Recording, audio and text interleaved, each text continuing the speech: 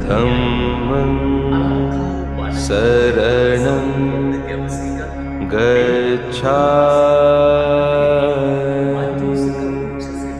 සංඝං සරණං ගච්ඡාමි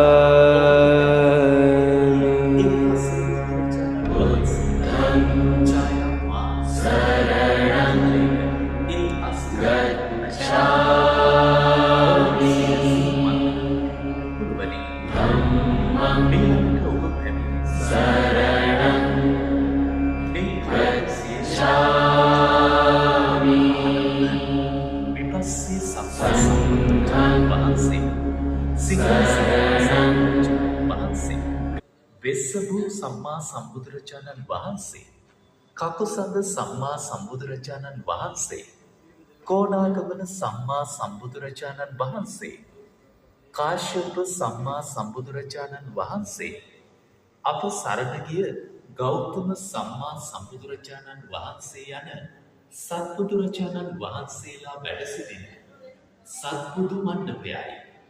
දස බල ඥාන ඇති, විශාරද ඥාන ඇති, සියල්ල දන්නා වූ දන්නා වූ සර්වඥයන් වහන්සේලා ඔබ සිරසින් වන්දනා කරන්න, මුළු හදවතින් සරණ යන්න.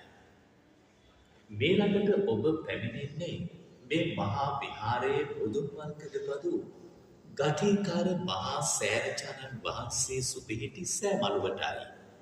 කාශ්‍යප බුදු සසුනේ අනාගාමී ඵලලාභී ගටිකාර මහා බ්‍රහ්ම රාජයාගේ නාමයෙන් ඉදිවුණ සුදෝ සුදුවතින් බබලන උතුම් සෑවහන්සේලා පිරිවරා ඒ අතුරින් අහසට පැන නැගුණ ශ්‍රීමත් ගටිකාර සෑරචානන් වහන්සේ දැක බලාගත හැක.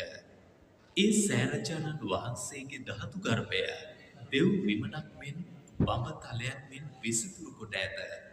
ඒ ධාතු ගර්භය මැදේ අලංකාර ලී කැටයමින් සුසැදි භද්‍ර වූ අලංකාර මණ්ඩපයේ මත රන්වන් කරඬුව තුල අපගේ බුදුරජාණන් වහන්සේගේ අදිෂ්ඨාන බලයෙන් ඉතිරි වී වදාළ සර්වඥ ධාතුන් වහන්සේලා බොහෝ ප්‍රමාණයක් වැඩ සිටිනවා.